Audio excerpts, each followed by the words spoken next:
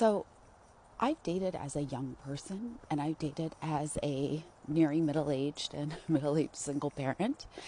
And one of the most wild things about dating as a single parent is that if you date other single parents and you are co parenting with your former partner, your perfect person might be on an opposite parenting schedule. And in that case, you'll just never meet them.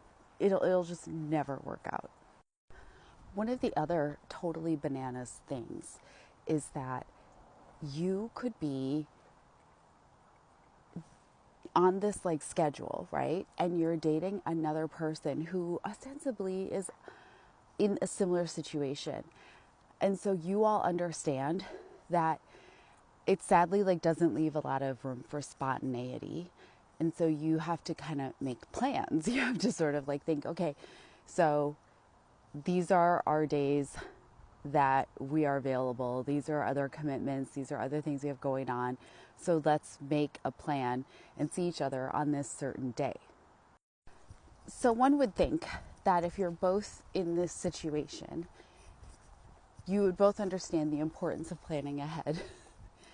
And yet, so many of the other single parents I dated were unable to plan ahead. They really rejected having their time scheduled. And I want to say to you, if you're a single parent dating again, this is a bit of a red flag. Because if you're dating somebody who doesn't respect the fact that your time is not always going to be available at a moment's notice, they are probably resisting a lot of things that they went through in their marriage, which means they're still making decisions in reaction to their marriage, and they're not really recovered and healed from it, and they're still focused on, oh, I just want my freedom, or I just want to be able to do what I want to do on my schedule.